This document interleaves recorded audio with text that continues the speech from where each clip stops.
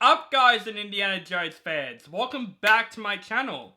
This is Isidore Movie Reviews. My name is On the Brinkat, and today, of course, my most anticipated movie of the summer movie season has finally arrived in 2023, and I reviewed all the movies leading up to this, and now we're finally going to review Indiana Jones and the Dial of Destiny. This is the first Indiana Jones film that is not directed by Steven Spielberg.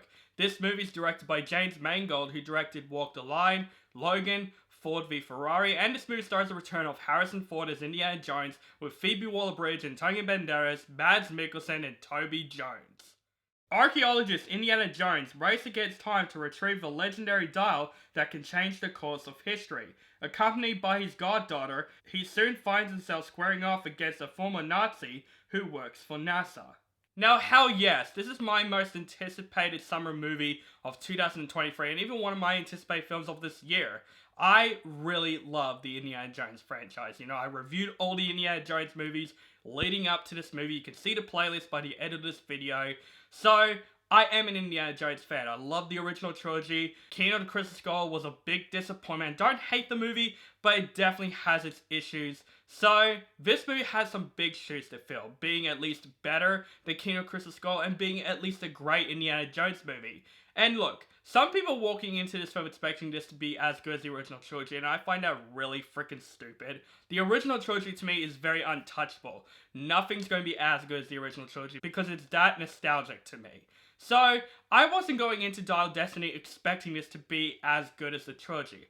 I wanted to at least be better than Kingdom of the Crystal Skull and at least be a fun Indiana Jones movie. And I would even say good because James Mangold is a fantastic director. You know, from movies like Walk the Line, The Wolverine, Ford v Ferrari, especially my favorite from him is Logan, which ended off the character of Wolverine. Fantastic. So if he can handle the character's last time on screen with Logan, I was hoping this movie would manage that as well. This is the last film we get to see Harrison Ford as Indiana Jones because he's freaking 80 years old. So I was very pumped for the movie. The trailers really do impress me. So, here we are. What do I think of Indiana Jones and the Dial of Destiny? All these Indiana Jones reviews leading up to this movie. What do I think of this movie? I would say that Indiana Jones and the Dial of Destiny is a solid Indiana Jones film. This is definitely better than Kingdom of the Crystal Skull. Absolutely. I would rather watch this movie more than Kingdom of the Crystal Skull. But I honestly wanted to love this movie, and unfortunately this movie does have issues. But I gotta say, this is still a fun Indiana Jones movie. Of course, let's talk about what I loved about this movie. First of all, of course, Harrison Ford as Indiana Jones. First of all, he is 80 years old. 80 years old, and he's still playing this character. That is awesome. And has Harrison Ford still got it for all those years? Absolutely. He is still Indiana Jones that I know and love from the original trilogy. He still has the charm. He still throws down when he needs to. Like, for 80 years old, he still kicks ass in this film. And Harrison Ford, of course, does a terrific performance in this film as Indiana Jones. Especially now he's at that age. We do feel very intense by Indiana Jones' character in this film, what's basically going to happen to him in the film, and Harrison Ford does a really good performance here. Also, Phoebe Waller-Bridge. People can be mixed by her character because there are times in this movie that she's not the most likable character, but that's what I liked about this character. This character is a flawed character, and she wants the dial basically for different reasons that Indiana Jones has. And I think the boundary between Phoebe Waller-Bridge and Harrison Ford in the film was really well done, and I think Phoebe Waller-Bridge did a pretty good job in this movie. She's definitely hilarious in the film, but she has also parts of this film where you're like, yeah, I don't know if I should like her character yet, and I do like that about her character in this film. Also, Mads Mikkelsen as the villain.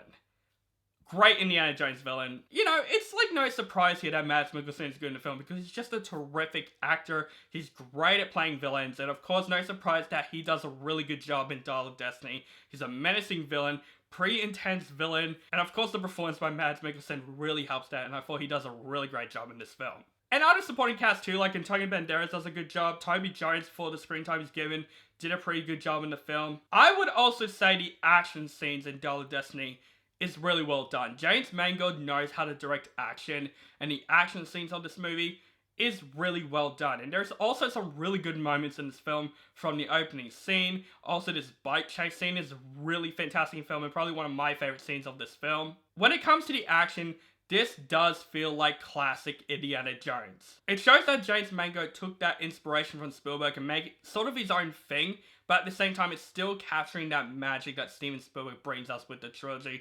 It still feels like a classic Indiana Jones movie when it comes to the action scenes alone. I would even say the visual effects of this movie, for the most part, I did not mind it, especially the de-aging Harrison Ford in this film.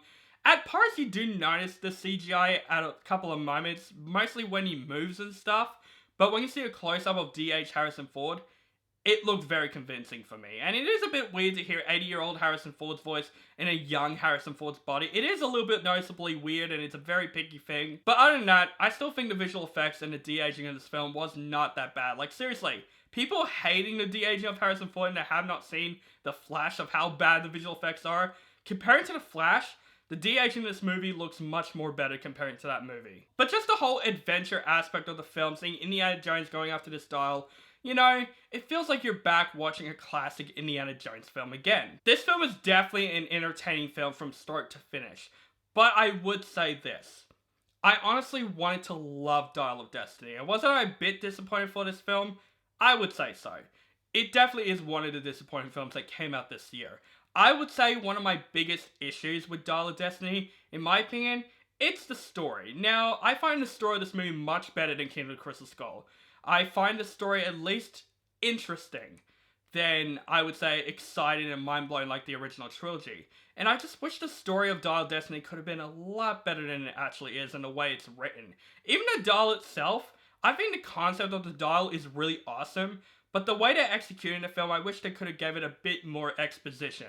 Also, there are some characters in this film that I feel like didn't need to be in this film whatsoever. There's this kid in the film that joins along Harrison Ford and Phoebe Waller-Bridge, and I just find this kid useless. Like, why is he in this film? He doesn't do much things in this film. There's no character development with this kid. He just joins along with them for the sake of joining them along. But I will also say, this movie is 2 hours and 30 minutes long, and honestly, I didn't think this film needed to be that long. There are some certain moments in Dial of Destiny that I wish could have been cut out. And I would say one of the biggest disappointments with this film is actually the third act. It is very messy. It took some ideas where I'm like, okay, this is interesting, but then the film goes along without spoiling it. It goes along with another idea where I'm just like, okay, this is the way this movie should end, and this is the way to end off Indiana Jones as a character. I wish this movie could have been much more of a finale of the Indiana Jones films than an ending that just felt like it didn't feel like a finale. Like, seriously, I didn't feel like this film felt like the last Indiana Jones movie throughout the ending, because I find the ending of this film very messy, especially with the third act itself. But overall, guys, Indiana Jones and the Dial of Destiny is still a solid Indiana Jones film. But I do wish this film could have been much better than it actually is. I think the performances are great. Harrison Ford, for his age, is fantastic in this film. Phoebe Waller-Bridge is great. Mads Mikkelsen is awesome. James Mangold definitely directed this movie very, very well when it comes to the action and stuff. I do think this is his worst film, though, because, of course, all of his other films are definitely better than Dial of Destiny. I still find this movie a passable Indiana Jones movie, and I still think this is a fun movie that came out this year. But since this movie is my most anticipated film of the summer 2023 and also my most anticipated movie of the year, I wish this movie could have been much more better than it actually is. But seeing Indiana Jones in theaters for the first time, yes, this is my first Indiana Jones movie I'm seeing in theaters. This is definitely a fun time. I'm going to give Indiana Jones and the Dial of Destiny a B. And also John Williams, his last composing score. And it's Indiana Jones. And the score of this movie is fantastic. It still feels like classic Indiana Jones, and especially hearing that in theaters, it's amazing. So guys, that is my last Indiana Jones movie review. Check out my playlist of all the Indiana Jones reviews leading up to this movie. But guys, that is my review for Indiana Jones and the Dial of Destiny. Let me know what you think of this film in the comments below. Do you like this movie, hate this movie, or you find it okay? And what is your favorite Indiana Jones movie in the entire series? Let me know that also in the comments below. Make sure you guys follow me on social media links down below, keep contact with me, and make sure you guys subscribe to my channel, click the bell to notify for more movie reviews and other movie related content. Thank you guys so much for watching, and for the final time, whoosh, have a nice day.